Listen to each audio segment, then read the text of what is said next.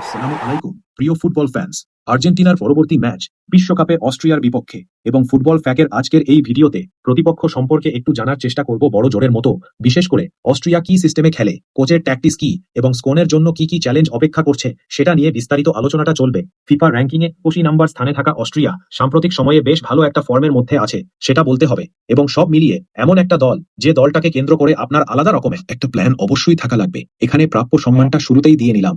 Austria এই team সম্পর্কে আলাদা করে অনেক বেশি করে বলার যে আছে, বিশেষ করে আমরা যে অঞ্চলে খেলা দেখি সেখানে অনেক পরিচিত মুখ আপনি হয়তোবা পাবেন না, তারপরও বলার জন্য বেশ কয়েকজন প্লেয়ারের নাম বলতে পারি। যেমন ডিফেন্সে রিয়াল মাদ্রিদের সেন্টার ব্যাক ডেভিড আলাভা রয়েছেন, মিডফিল্ডে বায়ার্ন মিউনিকের কনরাড লাইমার কিংবা মার্সেল স্যাভিরজার, যিনি কিনা বরিশা ডর্টমুন্ডে খেলেন। এই লাইমার, স্যাভিরজার এরা কিন্তু যথেষ্ট পরিচিত নাম এবং মিডে এরা আর্জেন্টিনার বর্তমান যে মিডফিল্ড আছে সেটাকে যথেষ্ট পরিমাণ প্রেস করার চেষ্টা করবে, নিতান্তই অকার্যকর করার চেষ্টা করবে। তবে সবকিছুকে ছাপিয়ে যার কথা অনেক বেশি করে বলতে হয় তিনি হচ্ছেন অস্ট্রিয়ার কোচ রাফ রাংনিক। যারা ফুটবলে খোঁজ খবর রাখেন, বিশেষ করে club football formation, tactics, football evaluation ইত্যাদি নিয়ে কিঞ্চিত পড়াশোনা করেন, তারা একেবারে নিঃসন্দেহে জেনে থাকবেন রাফ রাংনিককে সাম্প্রতিক সময়ে হাই প্রোফাইল একজন কোচ হিসেবে ধরা হয়। তিনি কোন কোন ক্লাবে কোচিং করিয়েছেন তার বর্ণনার কোচিং ক্যারিয়ারের জন্য নয়, বরঞ্চ তিনি কোচিংয়ে নতুন কি অ্যাড করেছেন, অর্থাৎ তার আইডিয়া, তার চিন্তা ভাবনার জন্য গেইন প্রেসিং নামক যে একটা কাউন্টার প্রেসিং সিস্টেম, যেটা ইউরোপে বর্তমান সময়ে অনেক বেশি করে জনপ্রিয়, সেটার একেবারে শুরুর দিকে যে কয়েকজন কাজ করেছেন তার মধ্যে রাফ রাগনিক অন্যতম মাস্টার। একজন টেকনিশিয়ান হিসেবে, অর্থাৎ ফুটবলে নির্দিষ্ট কিছু ফরমেশন, নির্দিষ্ট কিছু ট্যাকটিক্সে তার অনেক রকমের অবদান আছে, এটা অনেকে স্বীকার করে নেন। ফুটবল একজন গুরু হিসেবে তাকে অনেকেই কিন্তু মানেন। এই প্রাপ্য সম্মানটা তাকে দিতে হবে। এবং অস্ট্রিয়া থেকে শুরু করে এর আগে যে ক্লাব, যে দলকে কোচিং করিয়েছেন কিনা, সেখানে ওই জিনিসগুলোর একটা ইম্প্যাক্ট কিন্তু রয়ে গিয়েছে। আমরা জ্ঞান প্রেসিং নিয়ে অনেক বেশি করে আলোচনা করব, তবে তার আগে লিওনেল মেসিকে দেয়া রড্রিগো ডিপোলের বহুল আলোচিত সেই পাসটাতে আরো একবার চলে যাই। রড্রিগো ডিপোল এত প্লেয়ারের মাঝখান থেকে প্রথম গোলটার ক্ষেত্রে লিওনেল মেসিকে সে পাসটা দিয়েছেন। এখানে আলজেরিয়ার প্লেয়াররা যে জিনিসটা চেষ্টা করছিল হচ্ছে লিওনেল মেসির কাছে যত সম্ভব যাতে করে পাস না আসে, সেজন্য পাসিং লেনগুলো একেবারে বন্ধ করে দেওয়া, অর্থাৎ লিওনেল মেসির আশেপাশে এত বেশি মানুষজন রাখা যাতে করে কোনো একটা অ্যাঙ্গেল থেকেই লিওনেল মেসির কাছে পাস না আসে। তারপরও পাস এসেছে, এবং পাস আসার পরে লিওনেল মেসি কি করেছেন সেটা নিয়ে নতুন করে কোনো কিছু বলার নেই।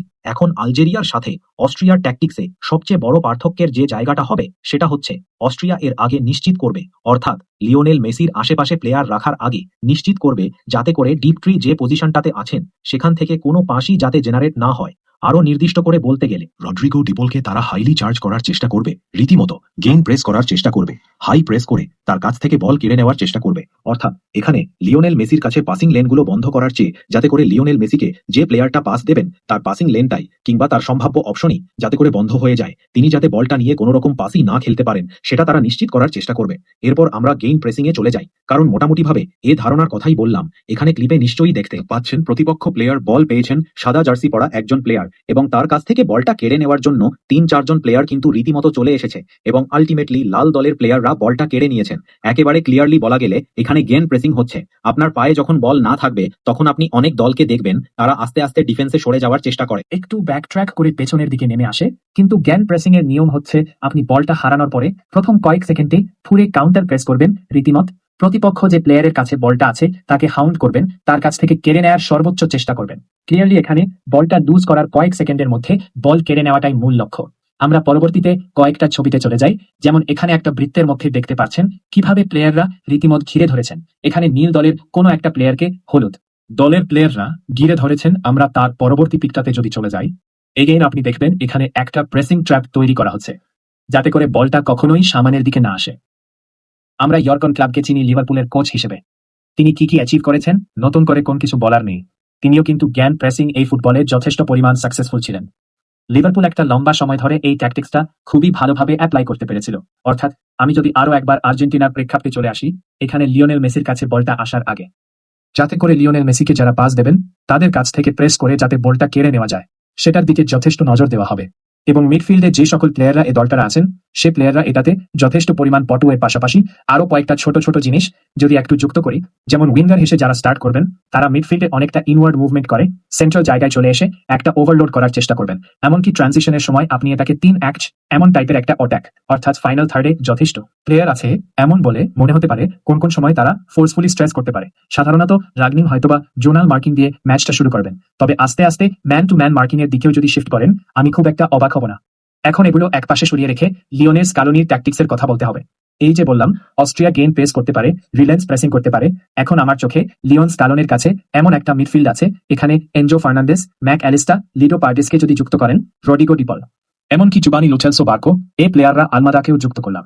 এই প্লেয়াররা টাইট স্পেসে যখন অনেক প্লেয়াররা মিলে তাকে প্রেস করেন, ওই সময়টাতে চাপ তুলনামূলক অন্য মিডফিল্ডের তুলনায় কম অনুভব করেন। অর্থাৎ এমন টাইপের হাই প্রেসিং এর বিপরীতে তারা খেলতে পারেন বল পায় নিয়ে, সেটা আমি বিশ্বাস করি। যদিও হাই প্রেসের সামনে আর্জেন্টিনাকে অনেক সময় স্লো মনে হয়েছে, বিশেষ করে লাতিন আমেরিকার অনেকগুলো ম্যাচে উরুগো এর বিপক্ষে, কলম্বিয়ার বিপক্ষে এমন সিচুয়েশনে আর্জেন্টিনা সাফার করেছে, এটা সত্য। ইন্ডিভিজুয়ালি বল পায়ের সেই স্কিলটা আর্জেন্টিনার মিডফিল্ডারদের আছে, তারা খুবই খুবই হাই প্রেসিভ সিচুয়েশন কিংবা খুবই টাইট স্পেসের মধ্যেও পাসগুলো জেনারেট করতে পারেন, এবং যদি একবার লিওনেল মেসির উদ্দেশ্যে জায়গা মতো পাসটা দেওয়া যায়, ওয়ান্স এগেন নতুন করে কোন কিছু বলার নেই, লিওনেল মেসি সেই জায়গা থেকে কি করবেন।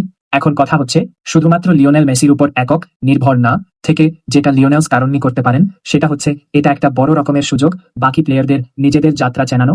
কারণ যখন লিও মেসির দিকেই সব নজরটা থাকে, তার পাসিং লাইনগুলো বন্ধ করার চেষ্টা থাকে, তখন সবচেয়ে জানা কথা বাকি প্লেয়াররা কিন্তু যথেষ্ট পরিমাণ স্পেস পাবেন। এবং এমন স্পেস পেলে আসলে কি করতে হয়, যেটা বছরের পর বছর আনহেল ডিমারিয়া দেখিয়েছেন, যে যখন লিওনেল মেসিকে অনেক বেশি করে মার্কিং করা হয়, তখন ডিমারিয়া অনেক স্পেস পেতেন, তিনি সেই স্পেসে দুর্দান্ত কাজ করতেন।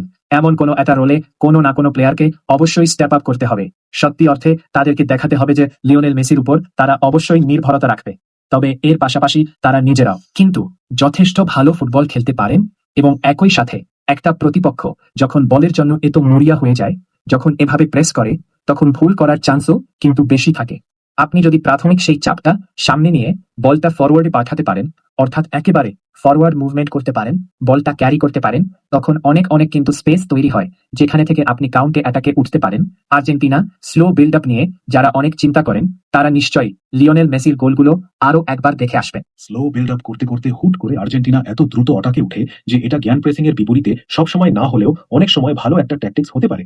সকল ট্যাকটিক্স মিথ্যা হয়ে যাবে শুধুমাত্র লিওনেল মেসি যদি তার খেলাটা খেলতে পারেন। তবে একই সঙ্গে আমার কাছে মনে হয় বাকি প্লেয়ারদেরও কিন্তু এখন সময় আসবে যথেষ্ট পরিমাণ ভালো একটা ডিসপ্লে দেওয়ার।